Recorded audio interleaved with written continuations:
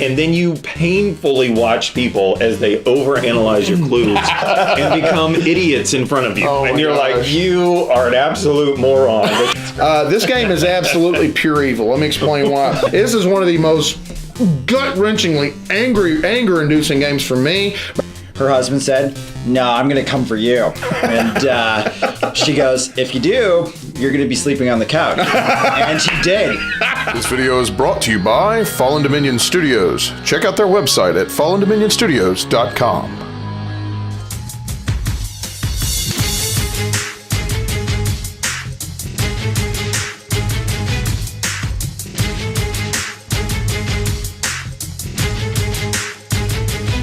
Hey there, everybody. Thanks so much again for watching the Dice Odyssey. I'm Kaz, and this is Jimmy from The Board Game Closet. And this is Clinton. Hey, got a game Hey! Great. Yeah. So you got a game coming out with Colossal next year, right? Yeah, I got a game coming out with Colossal, Hunt the Ravager, coming out early next year. I know y'all are used to Brian's beautiful mug, but he couldn't be here today. I guess rabies or something. I don't know. But anyway, but we're here to give you your top 5 games that we have seen that have caused anger either in us or in other people. Right. Here we decided to get together today and game, and we're like, hey, let's shoot a video about what ticks us off. So, but anyway, so I guess we need to do a roll off and see who gets to go first. Okay. Right. There we go. Oh, I don't even know what that was. I saw one single digit. It's a 9. All right, so roll it. Oh, you got to be the 15. 15. You can do this. You can do this. Oh, Clint, go first, Right. baby. All right. Number 5. Okay. So I know this game's been, a lot of people are confessing about this game, and a lot of so this game's got a lot of stories going around about it. But Settlers of Catan I'm sorry. has made my list. Everything's so meta right now. Created rage, just not just in my family. It's just, do you like getting boxed out in the corner? Do you ever feel that way? And on an island, and Settlers of Catan just in general creates a panic. Oh my gosh! Yeah. I'm a claustrophobic person. Oh, and now you're glad you're not in the middle. Yeah, I'm very glad. So, Settlers of Catan creates a claustrophobic sense. So, if you're in the middle of the game and everybody's building roads around you, and you're like, you gotta get that one more road down and get past everybody. Get that longest road, baby. And then also, when your numbers aren't getting rolled, and you're getting bad luck, and you just want to chuck a die through a window. Yeah. And it's happened. If you watch my board game breakups, you'll see what we're talking about. I just broke up with Catan. No. It's got psychological problems now. If you watch my board game confession, you'll understand why Catan is being used for parts for other games. All right, man. Well, that's your number 5 then, huh? Wow, parts for other games. Oh, he's Frankenstein and things. Yeah. All righty. So, guess I'll go next or what have you. All right. So, my number 5 is. I can't believe you said that. Catan. That's so funny. That's why I was laughing. I was sitting there going, really? Really? Because that's probably going to be my number 5. A lot of things that he said, but also I've got real world issues with this game. First off, it stalks me. Well, it's not back there right now, but it has been stalking me lately. Ever since we broke up, go watch that video. But the other thing is that it has caused a huge division and rift between some friends of mine. There's a guy that we know. We're not going to name too many names intentionally, but there's this guy that we know that literally every time we play any game, but specifically Catan, it's very pronounced to Catan. He always pretends to be the victim. Why is everybody always ganging up on me? Why is everybody blocking me off? Blah, blah, blah, blah, And so over time, though, you notice he's gathering all these little development cards. And he's just building himself a little stack, right? Next thing you know, at some point in the game, after everybody's been nice to him because he's played the victim, largest army, and he wins, okay? And this guy, you don't see it coming because he's been crying the whole game.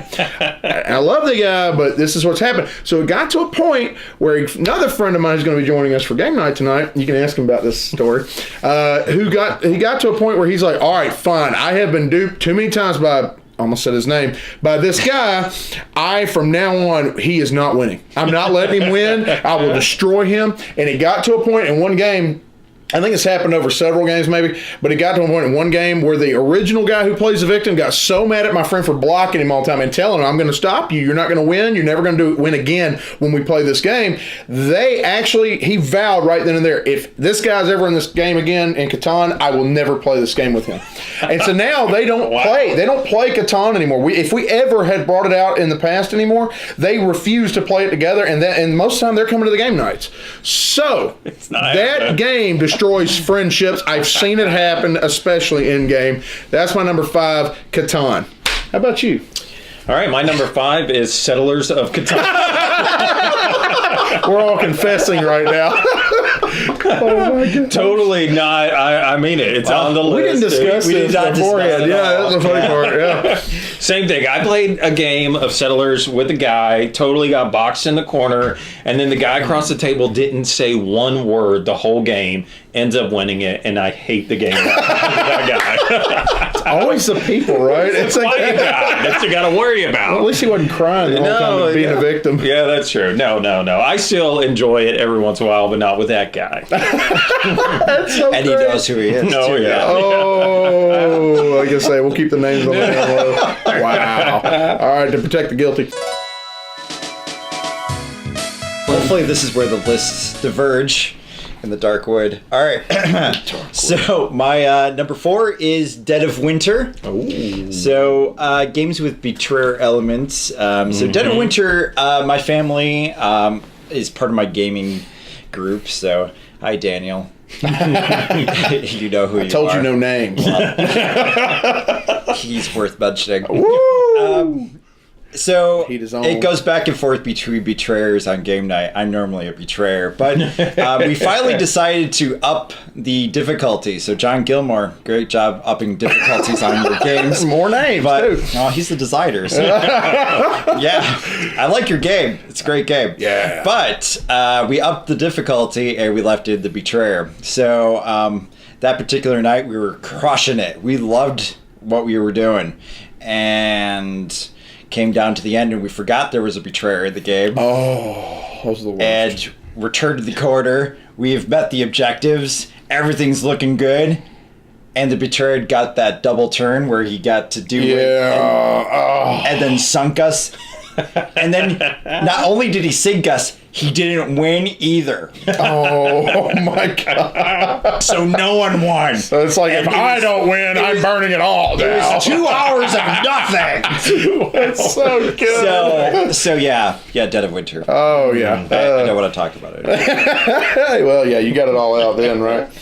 All right, so my number 4 is Deception, Murder in Hong Kong. Have y'all played this? No, I haven't played it. It's pretty good. Is that on your shelf of shame? Shelf of I shame. swear. And you call yourself a game reviewer. Hey, No, I've got a shelf of shame over here, too. It's good. Don't let It's a good game. So- I don't own it, but I Yeah, Deception, Murder in Hong Kong. If you don't know, it's a game basically about you're just a deductive game. Everybody's got clues in front of them, evidence cards, okay, and you're just one of these persons is a CSI person, forensic expert, and over time clues will start coming out, and you have to pick on these tiles what the best clue that represents what you know about the murderer and the accomplice at the table. For example, like there may be a card that comes out that says time of death. It'll say something like noon or midday or whatever it says, or what was the cause of death, right? So you have to pick the best thing that goes along with what they chose at the table. Nobody knows who the murderer and the accomplice are except the witness, but they don't know what evidence is out there, what ones they've picked.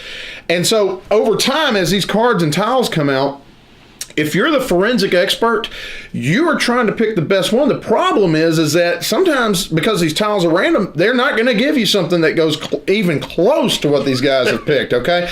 So it'd be like, like what was the type of person? Well, were they tall, short? The person might have picked an ice cream scoop to kill this person with. It has nothing to do with that clue. You know what I mean? And so, yeah, you're sitting there and you're like, oh, and you're listening to the people at the table and you can't say anything. And if you guys know, I talk, so it's hard for for me. And I'm sitting there, and you can't show anything. I literally have to like take a drink every time somebody says something, you know. And so I'm sitting there and I'm going, okay, they're getting it. And next thing you know, I get a clue that comes up, oh, this sucks. And then some Yahoo at the table says, hey, you know what? That clue, I think it's going to be this person. I'm going, no, you know, it's like back of my head. And so I'm like, no, you know, and so that is one of the most infuriating games. It is also it's on my top 10 games of all time. So it's like a love-hate relationship. But one of my favorite things was the first time we ever played that game, I think it was my friend, I'm not going to say his name. He sits there and he plays the forensic expert, okay? We had not played that role yet. We were trying to, you know, be detectives and deduce who the murderer is. And we were sitting there going, dude, by the end of the game, how did you put those clues out when it was this? You know, what's wrong with you? And then my friend, well, another guy, I'm not going to say the name of, he says, well, let me be it next, you know, or whatever. And then he's like, oh, you know, and he starts doing it. And he goes, oh, man, I'm so sorry I made fun of you for that. That's such a hard role. And I went, both of you guys suck. I'm going to do it. And I was really angry about it. And next thing I know, I was terrible too. So you really have to get into the forensic expert's mind to realize how to play the game. It's tough. But anyway, Deception, Murder in Hong Kong, an amazingly fun game, but also can be incredibly frustrating. So, here we go. I can feel the tension. Like, I'm nervous. That's right, baby. Okay, my next one, I guess number 4 for me would be The Resistance. This is That's low-hanging fruit, man. Now, this is a social deduction game, and you're trying to figure out who's who, right? Who's good guys, who's bad guys, who's messing up everything. And I've played this game probably 50 times. I bet we played this over and over and over at family get-togethers, and I don't really have a huge issue with it. It's the people when you figure out their bluff and they can't bluff anymore. Yep. This is the quickest way to make people mad I've ever found. Because you can instantly call people out on it and then they can't fake it anymore and they just get angry. No poker face. No poker face. No poker face. You got them and then you just keep playing them and pushing their button until they like table flip, you know? And it's awesome. It is awesome. I may or may not have flipped a few tables in my time with this game. So I don't play that game anymore. I'm actually selling it currently. So if you want a copy, I'll sell it to you for cheap. What's today? Is this today the 19th or the 20th of August? So keep that in mind. It could be already gone by now. Yeah. But oh man, yeah, that is a game that I have so many stories. Oh my gosh, we could do a whole hour-long video of the stories of Resistance. We really could. Number 3. Mysterium. Oh, I almost put that on my list. So, if you're not familiar with Mysterium, you have a silent ghosty role who is trying to explain to these psychic detectives who murdered him. Yes. And he's handing out these clues that in the shape of pictures. Mm-hmm. And yeah, the detectives a lot of times are just really annoyed with the pictures that they're getting. Or dens. Mm-hmm. Or dens. One of the two. So, yes. and they just, it's a lot of table talk amongst themselves and a lot of irritation. So a lot of times, because I owned the game for a while, and it's past tense. Past tense. Past tense. Dead. Yeah, it's dead. It's probably been scratched for parts. I don't sell games a lot. Oh my gosh, yeah. So that's what you designers do. I get it now. So, yeah, I would hand out the cards. Everybody would play. And then they would hand it back. Really confusing. I literally quit halfway through a game. I got up. They were like, "Are you coming back?" And I said, "I have to go to the bathroom." And it was at a convention. So you just never. Oh, if it was Gen Con, I can understand why you never came back. It was at Geekway, so I just got up and left. I was their ghost, and I just was like, I have better things to do. That's awesome, man. You're repeating almost what I said about Deception. My number 4. It's just almost the same kind of thing. So I literally got up. I feel bad for that group. So if you're still there, I'm not coming back. I'll put his address on the screen. No, I'm just kidding. It's okay. I'm moving. That's true. Yeah. Oh, darn it. I was trying to help you out. Alrighty. So we're on 3s, right? My number 3, Sheriff of Nottingham. Okay, if you could sense a theme going on with the social deduction stuff, don't worry, we're getting to something that won't be soon. But Sheriff of Nottingham is more of it's like an experiment more than it is a game. It's like basic. Have y'all played it? Yeah. Okay. Oh yeah. Basically, you got these. You got somebody's going to be the sheriff every round, and everybody else at the table is trying to sneak goods across the border. Right? It's like border crossing, border patrol. And so basically, this pompous sheriff, whoever it is, it could be even me, is sitting there going, "Okay, what do you have in your bag?" And you can say, "Well, I've got these goods," and you have to label what you have, but you don't have to tell exactly what's in. You just have to have numbered, be like, "I have 4 cheese." Well, you don't have to have all cheese, but you have to tell them you do, right? Because you might have some crossbows and some swords and try to start a revolution. Well, if they check your bag and you were lying, you're paying that money out. But if you were telling the truth, the sheriff has to pay because he bothered you, right?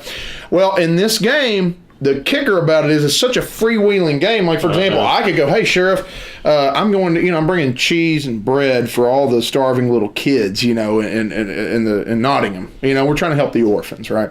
And then next thing you know, Jimmy over here is like, "Here's $5, check his bag and leave mine alone." I mean, seriously, you can bribe the sheriff. Yes, and it's like you can sit there and keep on offering. I've had games where I have offered up to 20 coins, right? Because I had all this junk in there. I might have had like $21 worth of stuff, and I offered 20 coins.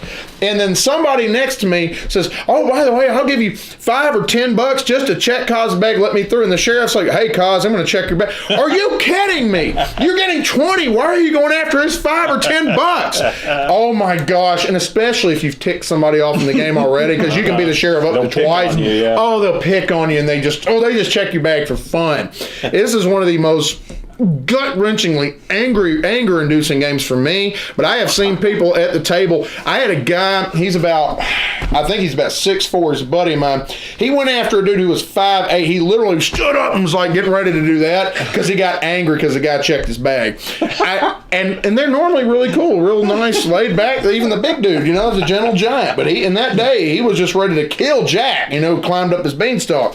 So anyway, Sheriff of Nottingham, awesome, fun game. You have to have the right crowd to play it because it could fall incredibly flat if people don't have a sense of humor. But it's a great game, but it really will tick you off. So play with people you're going to play with again and you love. So, all right, go ahead, bro. Number 3. Okay, my next one is another classic. It's not Settlers of Catan, but it's Ticket to Ride.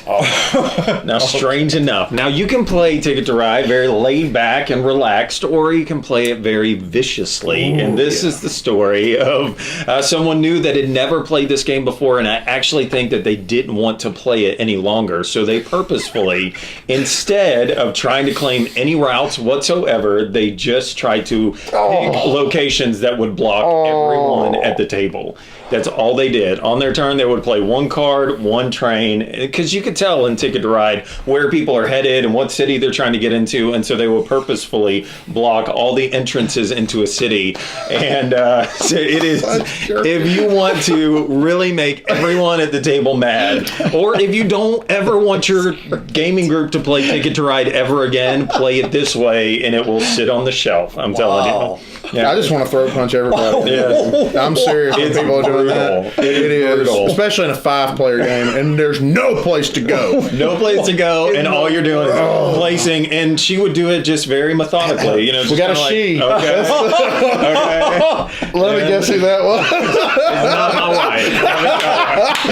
Somebody else. But yes, it was actually quite entertaining because I wasn't the one getting mad, but there were multiple other people. And so I was just in it to the end to see how this turned out. So anyways, Ticket to Ride can be a rage-inducing game. Yes, it can. I got one thing to add to that. We had a game where 2 of my friends, I don't think they'd ever played it before, and I was teaching it, but they were getting it real fast, and one of them was the victim guy from Catan, okay? He's playing this guy who is a professor at the school I go to, okay? And he's a good friend of mine. This guy has been known to rip Catan cards in half, and I'm not talking about that. I'm talking about the player board style cards, okay, when he gets angry. And he's normally like real low key. Well, the victim guy was sitting there doing exactly what you're talking about, blocking. He just put pieces out. He didn't even have a ticket at one point. He was like, I'm just going to put. And my friend who had an amazingly long road track, he was probably going to win the longest train. He sees this guy do that, and he goes, I almost said his name again. Dude, that is like a middle finger right there on the and he about flipped the table. It was so bad. So yeah, I've seen that. It's brutal. It's so bad. Alrighty, man. Let's go to our number 2. Number 2 is Not Alone. So I'm not sure how many played that one. Yeah, it's a really fun. Anger-inducing. Well, I liked it. I still own it. Yeah. We'll talk about that. So, it's a monster is hunting survivors. So the survivors came to a planet. They're trying to get off the planet. Is this my Stronghold? Yeah, I believe. I think I've seen the cover of it. Yeah, absolutely. So it's got it's Not Alone. Okay. I did a meme about it. So you do a lot of memes. Yeah. And here's one now. Yeah. There you go. Yeah. So, anyways, and I decided to do a 2-player game because it can go down to 2 players. Not recommended. I did it with my wife. Once again, not recommended. Wow. Man, people just throwing people Yeah, under the well, bus. it's good. It's good. No, I mean, I love playing games with my wife when she wants to do it. It's just, justified now. it's just, I put her on the wrong side. it. I put her on the wrong side of the board. She was a survivor trying to get off the planet. I thought that'd be the easier role, and I was the monster. And it ended up that she literally threw cards down on the table, walked away. That was it, huh? Oh my god. 15, 20 minutes into this episode and was like, I'm not playing this game. And in fact, who designed this? And I was like, it's meant to be played with more players. Yeah, let's just do that. Yeah. I'm gonna edit out your entire number 2 to save your marriage. Save the marriage. Yeah, just saying. My wife loves it. Oh, I know, man. She has to, right? So, my number 2. Speaking of a little crossover action from earlier. Oh, no. It's a dead game. Dead of Winter.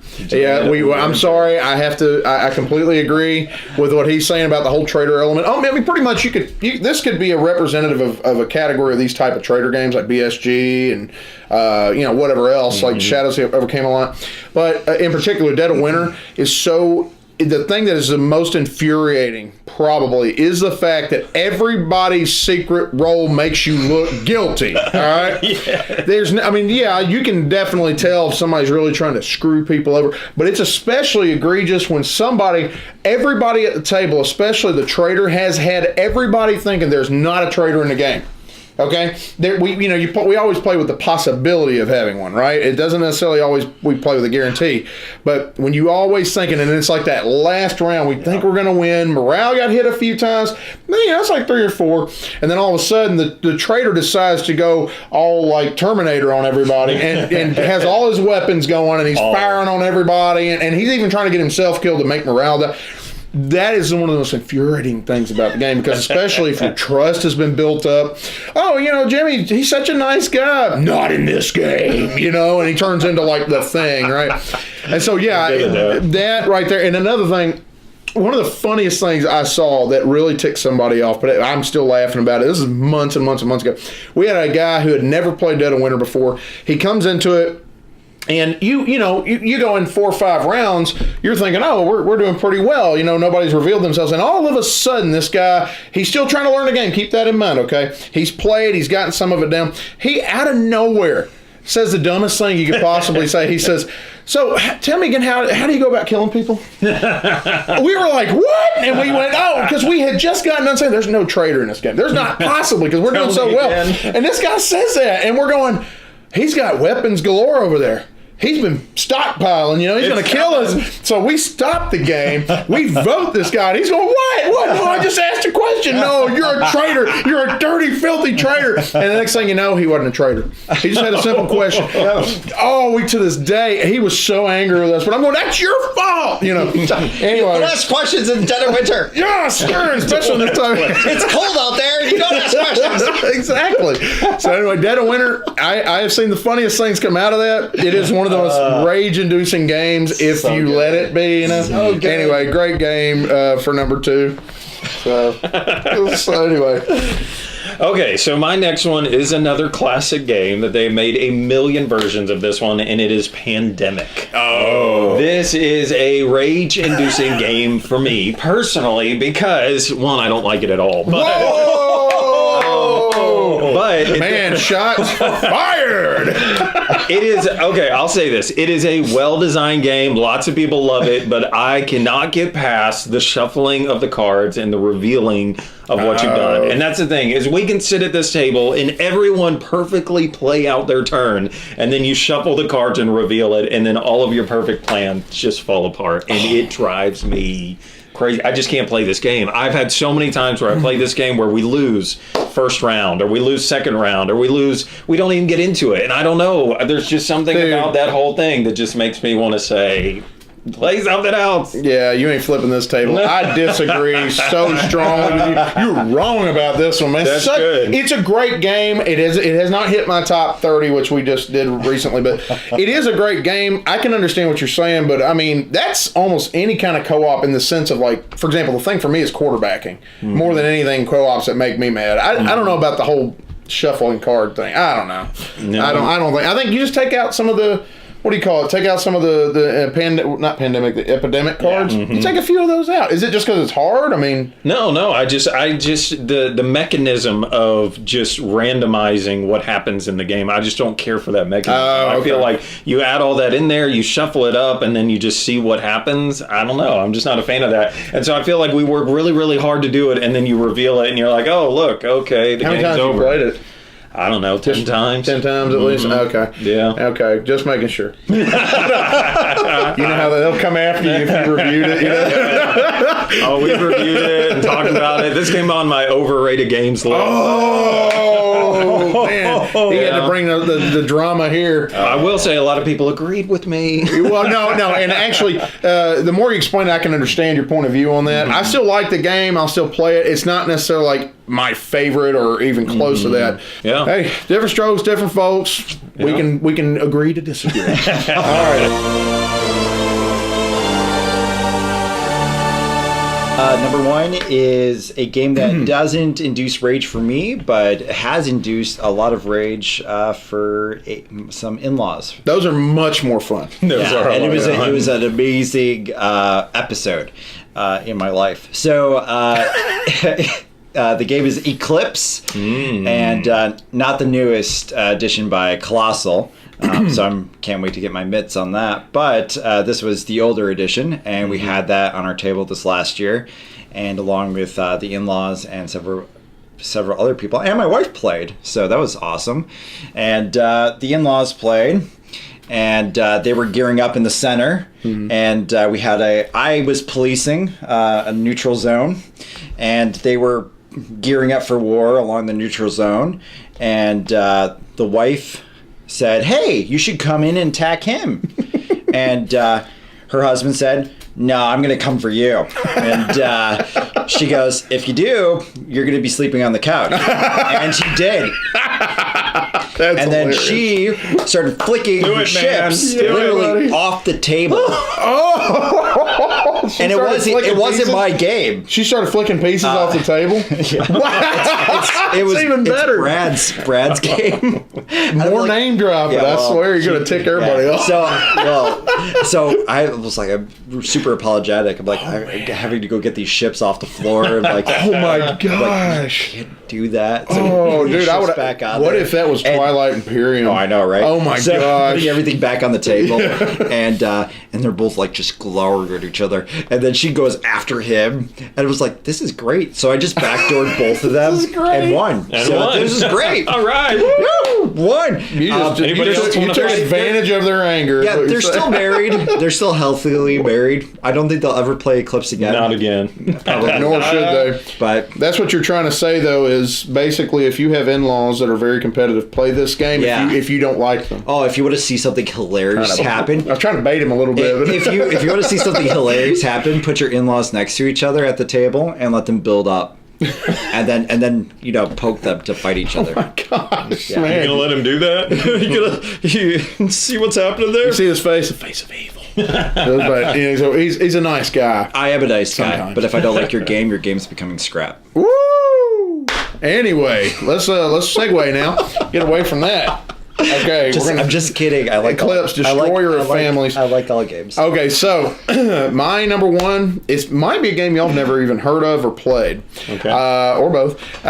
It's called Family Business. Never played it. It is it's basically a card game, and it's so inconspicuous because it's a little card game, but it's all about being a mafia family that I love it. And all you're doing is take vetting the entire game. Okay, you're a mafia family. Got like 9 cards in front of you, each representing a mafia member. I think they're all 5 feet tall. It's hilarious, and they're all representative of historic figures, Bonnie and Clyde, and all of them. And so, like, you have a family that might be named Murder Inc. You might have the bank robbers, whatever.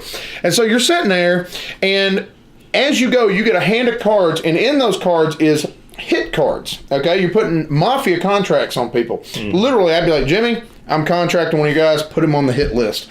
Once you get the firing line of the hit list up to 6 members, doesn't matter, you can have 6 players in the game, you could have each one of them have 1 on there if you wanted to.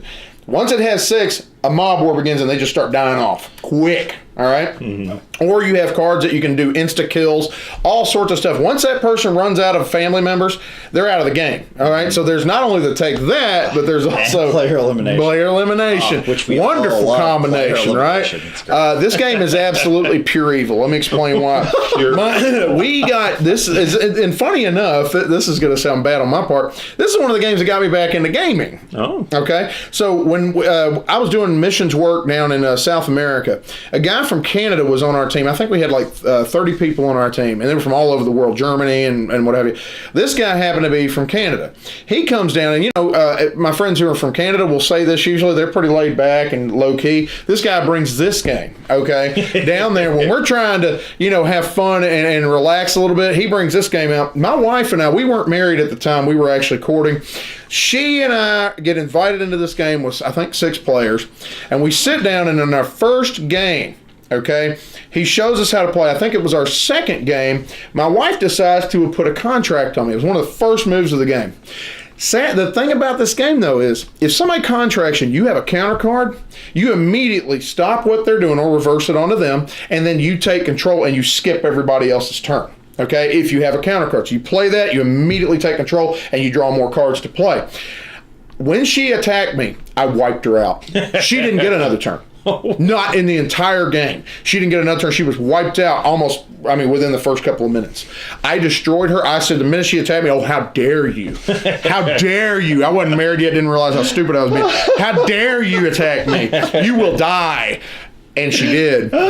And she didn't speak to me for about 2 days. And I think I had to write an apology letter to fix this. I'm not kidding. My pride got in the way. It was when I was a younger man in my younger years, and I was dumb and all that. Don't do that again. Yeah. I almost didn't get married. Okay? Yeah. Family business destroys marriages. I've seen people who have gone at it for 45 minutes, I think. Well, no, 15 to 20 minutes.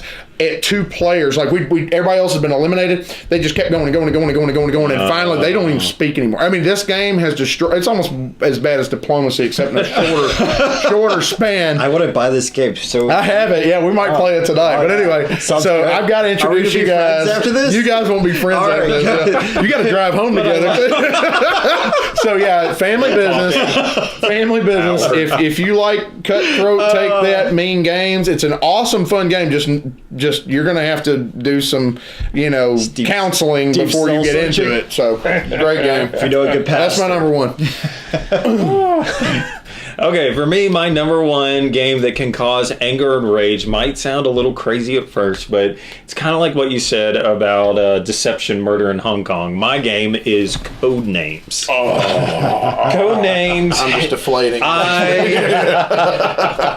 I really do enjoy Codenames. I like Codenames pictures. I like regular Codenames. I haven't tried the Disney and Marvel ones or whatever, but I really do enjoy Codenames. Yeah. But Codenames is one of those games where somebody has to be the clue Clue Giver. If you've never played it, they give these one-word clues, and they try to connect all these things that are out on the board. And if you have never been the Clue Giver, you are confident, like what you said, that their job is insanely easy. Right? Oh, yeah. And you say, what is taking? So you sit and you're just waiting on these people to give you these clues. And it can be mind-numbingly boring while you just wait for people. And so you like start to get angry. And you're like, I don't care what you say. One word, one clue, let's move on and lose. At least try. Just give me something. Yep. And then you become the clue giver and you realize it's not that easy all the time to make it. But what is more frustrating than that, the most frustrating thing about Codenames is when people overanalyze what you've told them. It is the most infuriating thing on the planet because, like what you said in Deception, you're not supposed to make any faces, any noises. You're not even supposed to make any things like, this is going to be tough, but you can't say anything like that. You just have to say, if you're following the rules, one word, one number, that's it. And then you painfully watch people as they overanalyze your clues and become idiots in front of you. Oh and you're gosh. like, you are an absolute moron that you cannot figure out the water and whatever your clue connects to. And so I played this with family members and instantly wanted to throw the game in the trash because I thought, I never want to play this game again because you have totally just taken my wonderfully constructed, very simple clue and totally... Because you're right. Yes. Yeah. You're always right. You're right. But it's like the same thing with me. I can't, when somebody's doing that and I can't show or say anything, I just... that's the easiest way to get out of it. But just don't look away. And yeah, I played this with family members, and and it has been incredibly simple what you saw. And then you kind of feel bad when it's over, when you have to reveal what it was, and they do feel like an idiot. And you're like, how could you not see I don't that? normally feel bad though. You don't.